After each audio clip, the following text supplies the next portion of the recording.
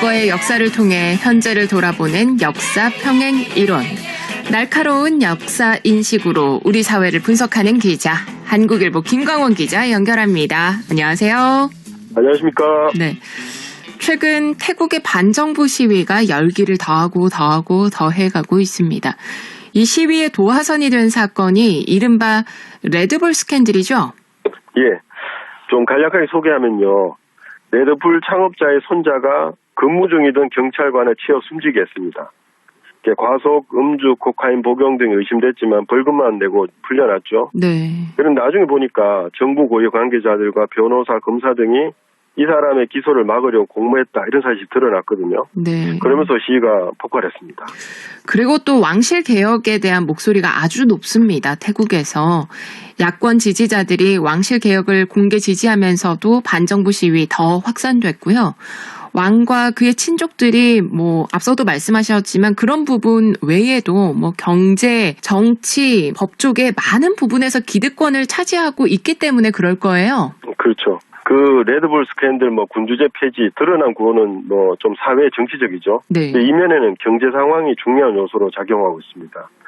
태국 경제가 올해 2분기에 12.2%나 마이너스 12.2% 그렇게 역성장을 기록했습니다. 100만 개 이상의 일자리가 사라졌고요.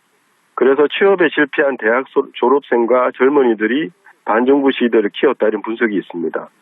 근데 사실 이게 태국만의 일은 아니거든요. 미국에서도 시위가 벌어졌잖아요. 네. 이게 직접적인 원인은 조지 플로이드 사망 사건이었지만 시위대의 규모가 불어난 것은 코로나19로 인한 경제난이다. 이런 분석은 학자들의 공통된 의견입니다. 경제와 정치는 참 밀접한 관계가 있잖아요. 예. 그래서 오늘은 좀 과거로 가서 이제 중국의 역사를 하나 준비했습니다. 16국대 이야기입니다. 548년에 후경의 난이 일어납니다. 후경이라는 사람이 난을 일으킨 거죠. 네. 양무제가 다스리던 양나라에서 일어난 사건입니다. 양무제는 처음에 반란에 대한 소식을 접했지만 호웃음을 쳤습니다. 그자가 어리석게도 스스로 죽을 길로 들어섰구나. 그만큼 자신감이 있었다는 얘기겠죠. 근거가 그렇죠. 있었겠죠. 이 후경이 군대를 일으킬 때 인원이 8,000명이었습니다. 근데 양무제는 군사가 30만 있었고요. 게다가 당시는 황족과 귀족이 거느린 군사가 많았습니다. 예를 들어 양무제의 6째 아들인 소류는 군대가 20만에 가까웠거든요. 네. 그 외에 황족들이 가진 군사를 모두 모으면 30만 명이 넘었습니다. 이 사람들이 황제를 구하러 오면 전세는 불을 보듯 뻔했죠. 여기 하나 더하면 후경의 댐댐이도 좀 문제였습니다. 이 사람이 또 가는 곳마다 약탈과 학살을 했고요. 저항하는 자들은 장난치듯이 잔혹하게 죽였습니다. 반면에 양무제는 좀 어떻게 보면 성공 같습니다. 자기 옷 빨래도 직접 했고요. 고기하고 생선이 입에 대지도 않았습니다. 채소국에 현미밥이 보통 밥상이었고요.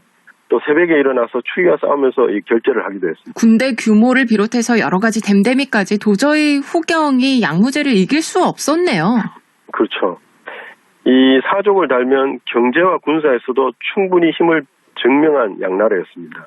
당시에는 전쟁이 끊이지 않았는데 이 양무제가 발탁한 장군들은 무척 유능했습니다. 그래서 507년에 쳐들어온 북이군 20만을 죽였고요. 또 526년에는 북위를 공격해서 52개의 성을 점령하고요. 포로를 7만 5천 명을 얻었습니다. 네. 이 경제적으로 얼마나 대단했냐면 수도인 건강의 인구는 140만 명이었습니다. 집이 28만 호였고요. 도시 안에 불교 사찰이 500개나 있었는데 황금과 은, 구리도 불상을 제작했습니다. 황족과 고위관료는 좋은 예는 아니지만 어쨌든 첩이 수십에서 100명에 이르렀고요. 화려한 보물로 마차를 장식했다고 합니다. 어찌 보면 이제 풍요의 극치였죠. 네, 경제력까지 그렇게 풍족할 정도면 전쟁 결과는 말할 것도 없었을 것 같은데요? 예. 그러나 결과는 양무제의 패배였습니다. 오, 그래요?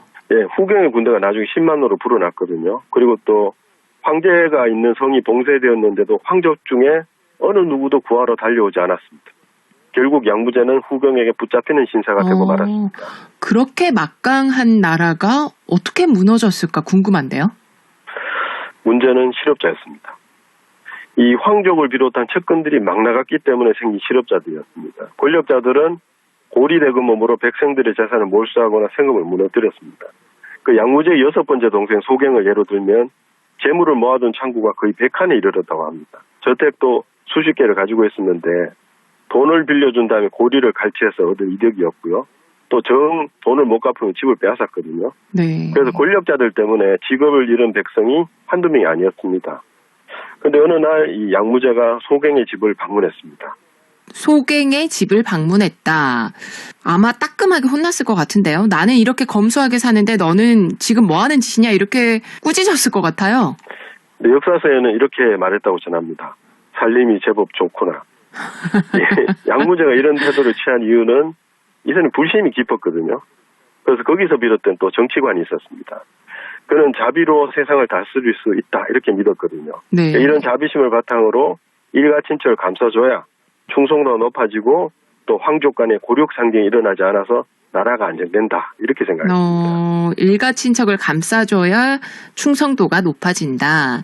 뭐 쉽게 말해서 팔이 안으로 굽는 건데 늘 그렇듯 예나 지금이나 측근 감싸기는 정치적 평화를 가져올 수 없잖아요. 군주제 국가라고 해도 백성들의 여론이 중요했을 거예요. 그죠? 예, 이런 일이 있었습니다. 양무제가 이제 가마를 또 행차할 때 한 노인이 어가를 맞고 이렇게 외칩니다. 태하의 법은 힘 있는 자들에게는 너그럽지만 가난하고 힘없는 백성들에게는 가혹합니다. 이런 불공평한 나라가 과연 오래 갈 것 같습니까? 후경이 이 부분에서 덕을 많이 본 거죠.